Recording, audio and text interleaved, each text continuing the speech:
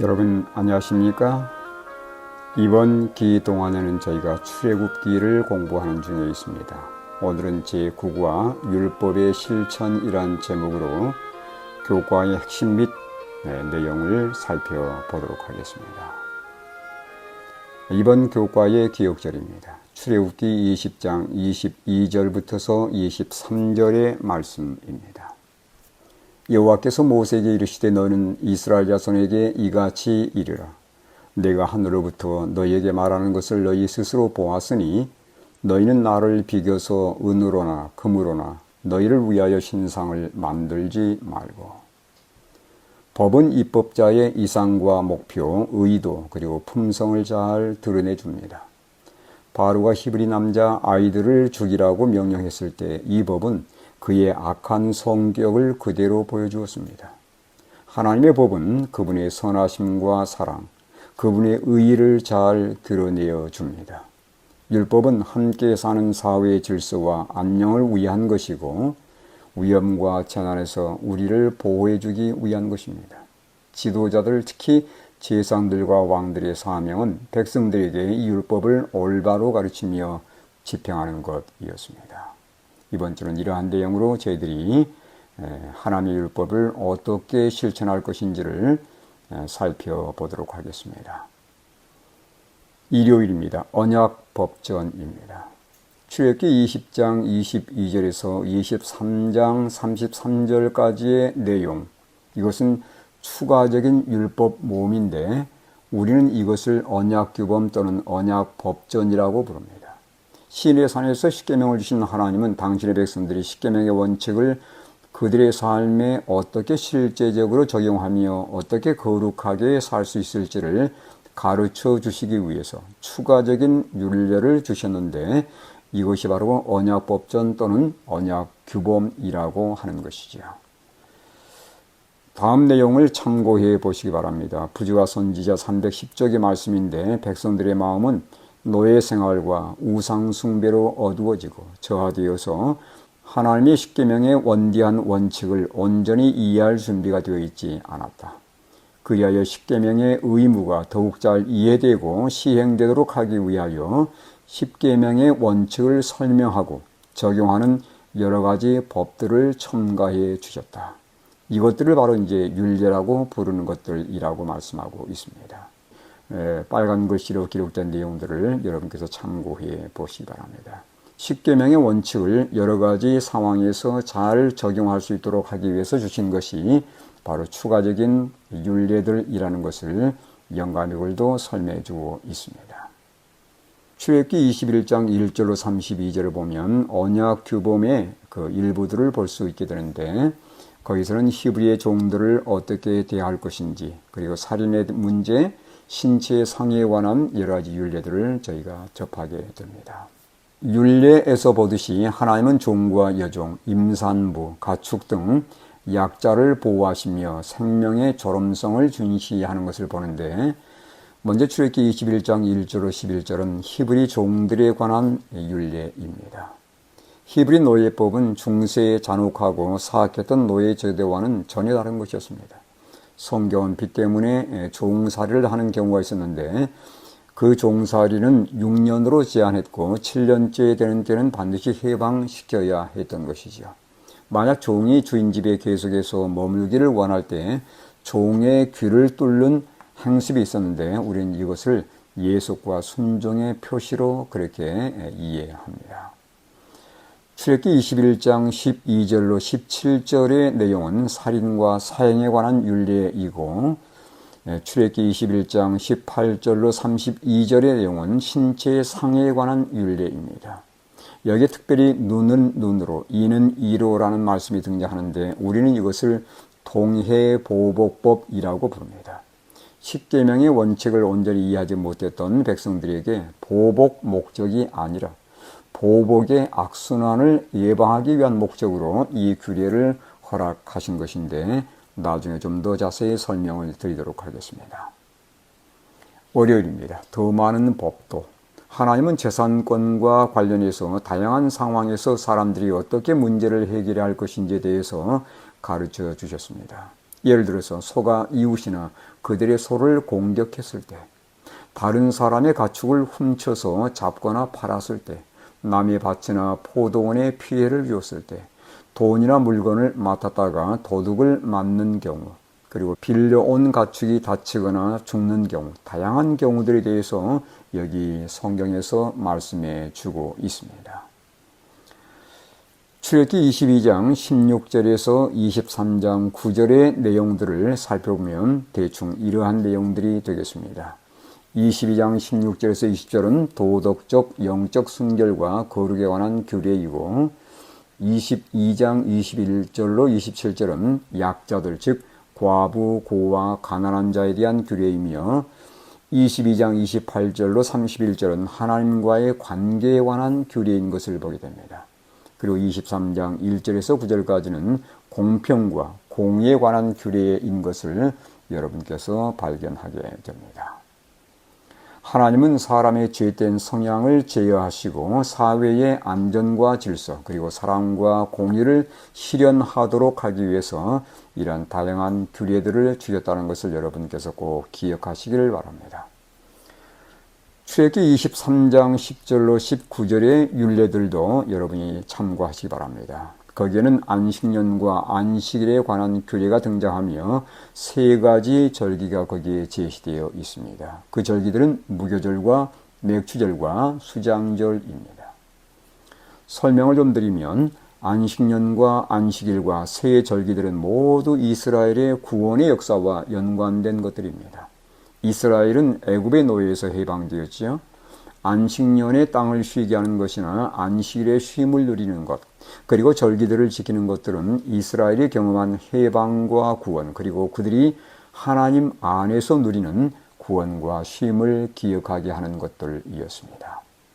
이스라엘은 매년 세 절기를 가장 중요한 절기로 지켰는데, 첫 번째는 유월절입니다. 무교절이라고도 하죠. 누룩 없는 떡을 먹었습니다.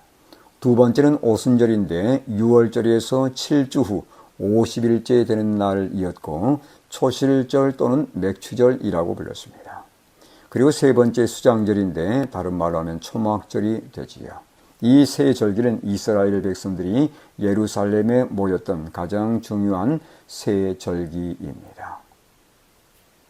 화요일입니다. 하나님의 원래 계획입니다. 약속의 땅을 정복하기 위한 하나님의 방법은 무엇이었습니까? 출애굽기 23장 20절에 보면 내가 사자를 내 앞서 보내어라고 말씀하시고, 23장 28절에 보면 내가 왕벌을 내 앞에 보내리니라고 말씀합니다. 다시 말하면 하나님께서 가나안 땅을 정복하도록 마련하신 계획과 방법은 그분의 사자를 그리고 왕벌을 앞서 보내는 것이었다는 것이죠. 그 땅은 이스라엘 백성들이 자신들의 전술과 전략, 무기와 힘으로 정복할 수 있는 땅이 아니었습니다. 이미 아브라함과 이삭과 야곱에게 약속하신 것처럼 특별한 선물로 그들에게 주어질 것이었는데, 우리가 아는 것처럼 출애굽 당시 홍해를 건널 때에 하나님은 모세를 통해서 이미 어떻게 홍해를 건널지를 암시해 주시지 않았습니까? 너희는 두려워하지 말고 가만히 있어서 여호와께서 너희를 위하여 싸우시리니 라고 말씀합니다. 그처럼 가나안 땅을 정복하는 것도 하나님의 능력을 의지함으로 가능한 것이었고, 우리가 구원받는 데 있어서도 해야 할 것은 하나님을 의지하고 그분께 다만 맡기는 것임을 이 하나님의 말씀을 통해서 우리에게 제시해주고 있습니다. 히스기야 왕 당시 사느립이 예루살렘을 침공했을 때 히스기야는 그가 조련한 군대들과 그가 쌓은 튼튼한 성을 의지하지 않았습니다. 그가 하나님께 무릎을 꿇고 하나님의 도우심을 간구했을 때 하나님은 한 천사를 보내셔서 아수르 군대 18만 5천 명을 순식간에 제거해버렸어요. 히스기야 군대들은 칼을 꺼내들 기회도 없었습니다. 약속의 땅에 대해서 하나님이 아브라함에게 주신 약속은 400년 후에 성취가 되었습니다. 하나님은 그동안 어떤 일을 하셨습니까? 가나안 땅 거민들에게 그들의 죄에서 돌이킬 수 있는 충분한 은혜의 기간을 그들에게 제공해 준 것이죠. 그런데도 불구하고 하나님의 뜻과 반대로 그들이 죄악의 잔을 채워버렸을 때 하나님은 그들을 땅에서 쫓아내시고 이스라엘 백성들을 그 땅에 들이신 것입니다. 하나님은 당신의 사자 즉 천사를 그리고 왕벌을 보내셔서 가나안 백성들을 몰아내고 이스라엘로 하여금 그 땅을 차지하게 하겠다고 약속해 주셨습니다. 이 사자는 과연 누구일까요? 이스라엘을 앞서가서 죄로 가득 찬 이방 백성들을 몰아내고 약속의 땅을 정복해서 이스라엘에게 선물로 주어질 것이었는데 그 사자가 바로 그리스도 그분이라는 것을 여러분께서 깨닫게 되기를 바랍니다. 수요일입니다. 눈에는 눈으로. 우린 이것을 동해보복법이라고 부르는데 예수님은 이 말씀을 어떻게 해석했는지를 눈여겨보시길 바랍니다. 마태복음 5장 38절로 40절입니다. 또 눈은 눈으로 이는 이로 갚으라 하였다는 것을 너희가 들었으나 나는 너희에게 이르노니 악한 자를 대적하지 말라. 누구든지 내 오른편 뺨을 치거든 왼편도 돌려대며 또 너를 고발하여 속옷을 가지고자 하는 자에게 겉옷까지도 가지게 하며. 예수님 당시 랍비들의 성경 해석은 예수님이 주신 본래의 목적에서 크게 벗어난 것이었습니다. 인간의 전통이 하나님이 주신 규례의 원 의도와 의미를 완전히 왜곡해 버려서 이것을 바로잡기 위해서 예수님이 주신 말씀이 바로 산상수훈의 말씀인 것입니다. 동해보복법에 대해서는 여러분 여기 나와 있는 성경저들을 참고하시기 바랍니다. 이 법의 원래 목적은 개인적인 보복과 복수를 위한 것이 아니었습니다. 이것은 조사 없이 행하는 보복이나 자신의 손으로 법을 집행하는 것을 막기 위한 것이었습니다. 정의는 반드시 실현되어야 하지만 모든 것은 하나님의 법도대로 이루어져야 됐던 것이죠.